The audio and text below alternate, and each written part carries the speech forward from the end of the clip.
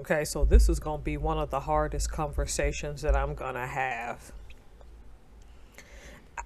When I get into this, before I get into who this is on the screen, because I'm guessing some of you all know. Let me say this. The video I made where I lost a sub, so now you want to be black, I don't regret that. No more than I'd tell black Americans visiting the continent of Africa. If you go over there, you got to respect that being culturally African is different than being culturally American, and that you're now on their turf and you got to be respectful. The disrespect of all of the people in the diaspora goes many ways. No one person is innocent and no one person is guilty. I love being black American because the one thing about us is that most of us are not ashamed of our blackness in this day and age. We don't shy from it. We talk about it. We know things that are being taken away from our group based on our skin color. We know we're losing things, but trying to gain a lot in this modern world.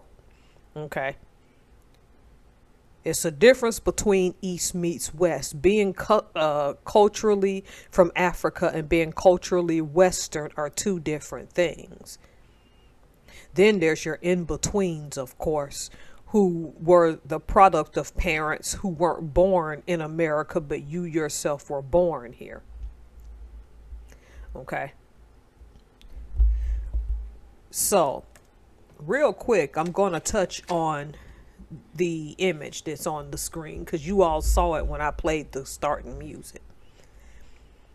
When you come to the West as a person of black descent, particularly the United States, okay,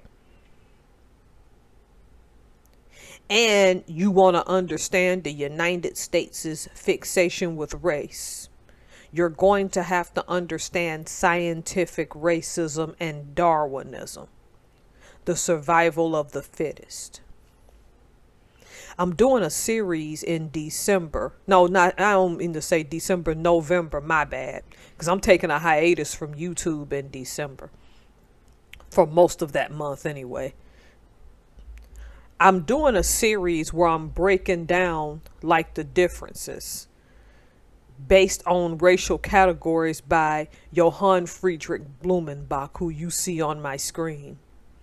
The basis for Western racism started to form 100 years after he passed, when his racial categories that he had created started to circulate in the West. Of course, he's German, and he came up with these in a German university at the time when Germany was not what we call the country of Germany now. It was not fully united. What we would become, what we would call, excuse me, because I'm stumbling on my words, Teutons, and how they were discriminated against as immigrants when they first came to the United States. But that's not what this video is about. Okay. You must understand that the ingrained racism and race, and why we talk about it as black people all the time, for blacks outside of the United States want to know, go study that person's racial categories. November is more about the relations between blacks and Asian people, black people being black according to his orientation, and people being yellow according to the orientation of Asian people. I don't necessarily call Asian people yellow, and I don't subscribe to that. They all have to know because that's their group and understanding. The second image, okay? There are studies that show that some of us who are foundational may have already had roots in this land before the Atlantic slave trade. I haven't studied this enough, but for people who have, can you all please in the comment section give me some references?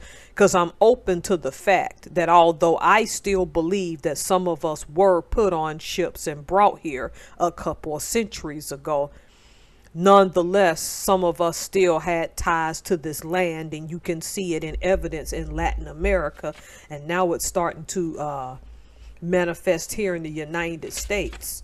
things that have been in archives in the Library of Congress that some people that we now call foundational Black Americans, because that's what I prefer to be called, were here before that time. The third image to understand race in the United States for people listening.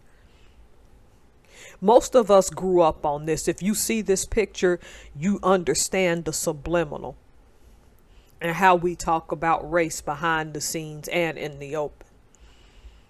If you take two children or more children of different races when they are younger and put them in a sandbox and let them play, those children don't know the distinction between black and brown and yellow and red. They just don't. Or white. Those are things that are taught, and over time you know your place in a racial hierarchy according to what you are taught. Okay, so now I'm going to roll into something, and I hope I don't tick off a lot of Black Americans. So here's what I'm going to say. I am still critical, particularly of Africans, especially West Africans that come here with that I am from this place, and try to sanitize their blackness when they understand the history of the West. Because come on, some Africans know who Blumenbach is. Some Africans know about this racial stratification. You just come to the United States and you do this thing where you think it's not applicable to you. Other people, it really is an outer body experience. Because mostly you see people who look like you in your old country, so you don't think about race because everybody looks like you. You know tribal differences because Africa is more tribal than it is racially stratified. I hope that makes sense to you all listening. So that's the thing. I watched this channel called Twins Hang Out Kenya. And they changed my whole mind on this because I was about to wash my hands clean of all people who thought they were better than us Black Americans. For the most part, I served with a lot of Africans, and most of them treated me with nothing but dignity and respect. So for me, I know Africans in a different way than some people. There's maybe one that gave me attitude and does the constant eye rolling, and I knew exactly where that came from. It's immediately, I know my culture and you don't because you were in this land. Sometimes subliminals are important. Here's the question to my foundational Black Americans, and really all of us. Due to our history and orientation, should we all extend grace, regardless if you're from the Caribbean, Australia, all the Negritos, all in China, the Negritos and all of the islands that have been there for centuries before Columbus? Should we all extend grace to each other and find a way to agree that the way we were raised culturally was different and those differences will always be there? Let's just ask ourselves that question, okay? This is something that bothered me years ago. We've all seen the film Coming to America, right? I'll never forget Eric LaSalle's character, who was supposed to be Black American, was making fun of Prince Hakeem, who was Eddie Murphy, and saying, I bet that's all y'all do in Africa. Wrestle lions and tigers and S word. And let's not be stupid, because for a while there was Black Americans that believed that about Africans. But as a little girl, even I knew when I would see those commercials about Africa looking downtrodden and poor, even I knew innately that we Black Americans were not being told the truth about some of the flourishing cities up to now on that continent. Okay. That Coming to America reference bothered me because I knew innately that some of my own foundational Black Americans, some actually a little bit at that time, not so many anymore, actually believed that that's what some Africans do. run around all day out in the woods with no clothes on. Now, a lot of that orientation is not Black Americans here, but you'd have to live here long enough to see that. Okay. Here's where this race thing got weird for me back in my military days. And I've told this on my channel before. There was a guy on my ship from the Dominican Republic. Now, it's important to note I'm not going to say his name, but I also need to say that he hung out with Black Americans and he treated me with nothing but dignity and respect. We weren't acquainted. We weren't friends. We were just associated based on our friends of different races. Very gentlemanly guy, very nice, well dressed, just all around a good guy. Well, one day, one of our white female friends, well, I wouldn't say she was a friend now. We're not going to get into that. She came up to me really mad. Mind you, she's Caucasian. Guess what such and such did? We were talking about race and he went off and said, I am Dominican. And she kept saying, and I kept telling him he's Black. And he kept saying he's Dominican. She got in her feelings when my response was, if he's Dominican, let him be Dominican. Because and then she's like, well, Tara, you ought to be ashamed of yourself because you even know as a Black person in America, you're going to always be treated like you're Black. Now, to be fair, this person was one of the few Caucasians that was hyper aware that racism is a real thing and that you cannot run away from the fact that your skin color is a stigma in the West. Here's my response to this. Here's why both of them are right. Okay. I still don't feel no kind of way defending him and saying if he wants to be Dominican, let him be Dominican. Number one, because up to the present day, I have not studied that much of the Dominican Republic's racism to give an analysis, though I am subbed to somebody that's Dominican now, and I served with a Dominican at my first duty station. And that man, as proud as he was of his Dominican heritage, tried to tell me in the early 2000s that it gnaws at him that people from the Dominican Republic who have those Black features try to hide from it. He's a happily married pastor with a son. Even at that time, I don't think him and his wife had any more kids. We had kind of a falling out. I don't even remember what it was about. But it chafed at him, any Black person who comes to the United States and tries to sanitize the fact that they're better than Black Americans. This always bothered him. And this is a person who had nothing against any race of people either. It always bothered him. The reason that I say that guy from the Dominican Republic is correct is because his orientation of his identity was different being born in the Dominican Republic and coming to the United States later on than, say, a person who was physically born and raised here, regardless if they're an immigrant Black or they're a foundational Black American, and understanding, oh, okay, this could happen to me based on my skin color. Because I knew he was born and raised in the Dominican Republic, I extended grace because common sense to me was he didn't live my racism in North Alabama. This young Black kid knows nothing about the Ku Klux Klan, though to me, I see him as Black. I never forced Black on him because his orientation in the Dominican Republic was wholly different than mine. And that's a history I'm going to have to study and get a little more into. And it'll take me a while because I'm putting together a few other series.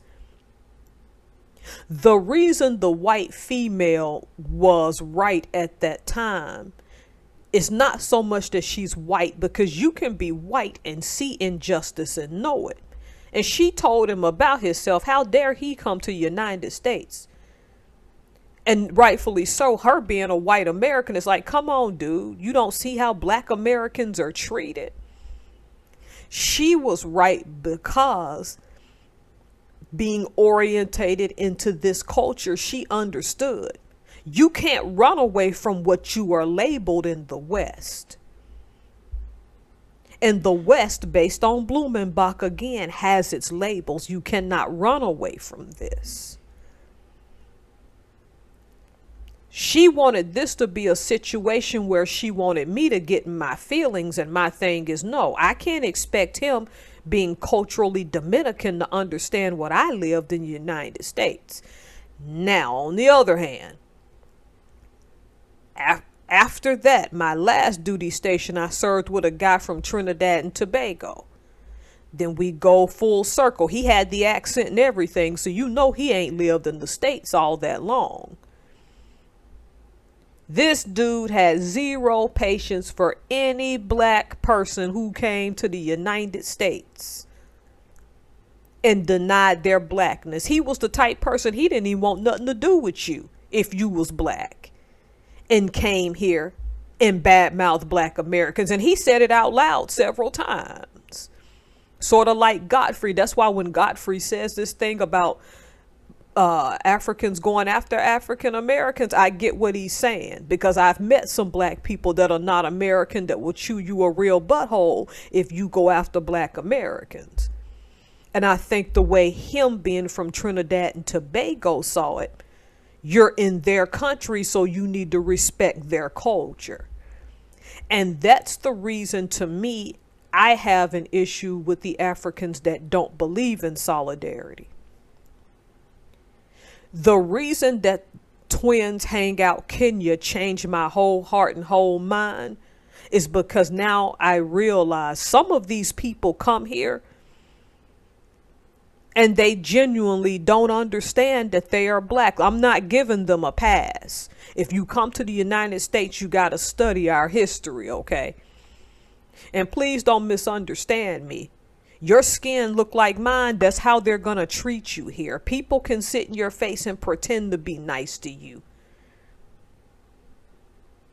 and behind your back still making fun of how black you are and why you'll never fit in because you're black. That's the thing y'all missed the trick on, okay?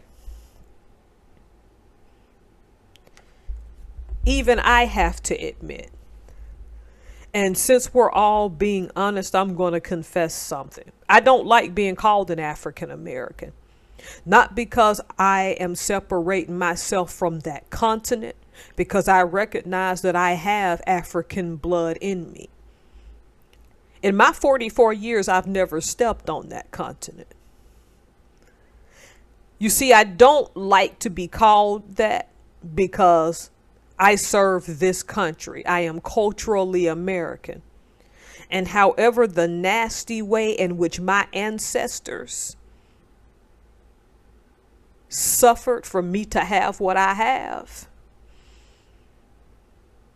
nonetheless, they suffered for me to have it better in this land. And that can be interpreted many ways. I call myself Black American because I am that. I have no sense of pride in skin color because pride comes before a fall and you have to be careful of worshiping skin color. I get that. And I can understand for Africans why that's a turnoff. People from Dominican Republic, why that's a turnoff, because there's a worship going on. Some Black Americans do worship their skin color. And I know I might lose some subs for that, and I don't mean to offend, but that worship connotation is there. Me being Black American is saying I know my history on this continent called the United States of America. I know it's an ugly history. I know that some people came before me and suffered so that I can have a better life. Their suffering is not okay, but because they suffered, I never had to live under Jim Crow. I never had to sit on a segregated part of a bus or drink out of a separate water fountain. Because of them, I could graduate from the University of Washington. That suffering, that generations of suffering made it possible for me to live. So to me, this is my land. Not to say I won't visit Africa, but when I do, I'll treat it no differently than when I visited Australia, Malaysia, Japan, Canada. I will treat that land in every place I go with respect, because come on, I know some black Americans done went to Africa and showed they hold behind trying to take a black American culture to Africa. It just doesn't work there, because being culturally American and being culturally African are two entirely different things, or being culturally Caribbean, three entirely different things.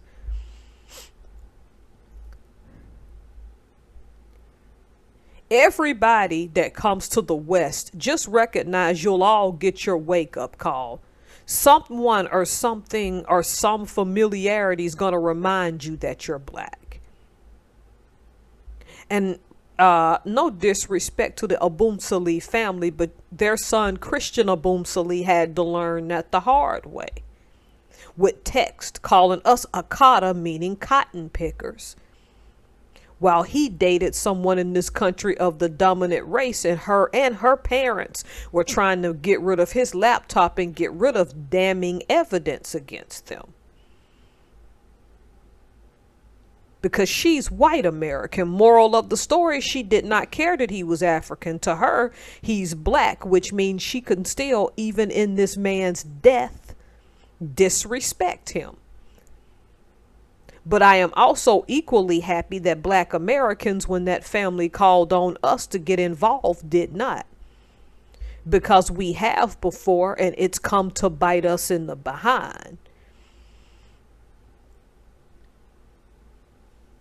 You're online calling us cotton pickers, and to our knowledge, he never repented of that.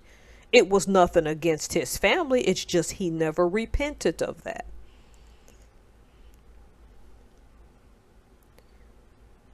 As I've said, I have no regrets of allowing that guy to remain Dominican. Because if he stays in America long enough, he'll get his wake-up call if it ever comes.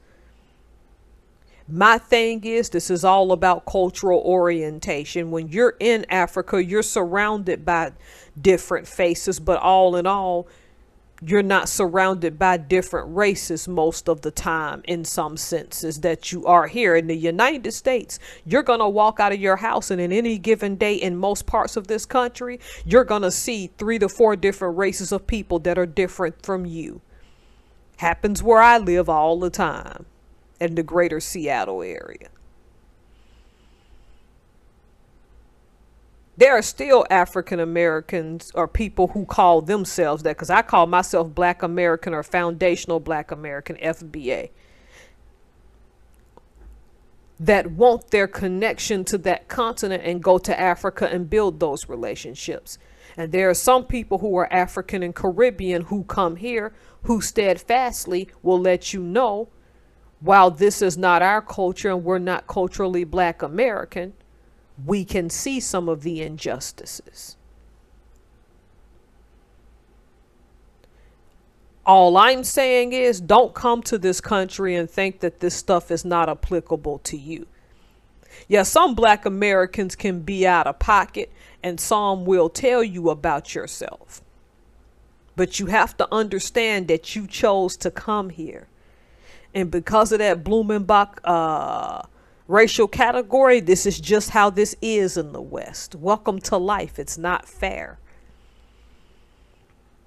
But moving forward, and thanks to those twin sisters, I'm going to start extending Africans more grace and take it on a case-by-case basis. Because up until today, if you talk crap about Black Americans and I got the snippet, not the whole story, I didn't care. I just outright dismissed you. Because my attitude is, if you visit here and you want to talk a lot of trash, I had no use for you. I didn't need to take into consideration why you are the way you are. You were just a problem for me coming here talking your trash on a continent where we have for a couple of centuries, probably even more, built history here. And to me, you had no right to do it. After watching that video earlier today, I've decided to give up that way of thinking and extend a little more grace and take it on a case by case basis. And understand that sometimes when you come and say, I am Nigerian, I am Dominican, I am A, B, C, and D, some of you aren't disrespecting us. You just know your cultural ties back home. That if you are Nigerian, you know that you are Hausa, you know that you are Yoruba, you know that you are Igbo. And there's nothing wrong with that. But I think all around, on a case by case basis, it's going to help in the future if we start extending grace. And for the ones who don't, on all sides, I understand that as well. All right. Thank y'all for listening. Know I'm gonna lose some subs. But this is one of those things I had to talk about. Have a good one.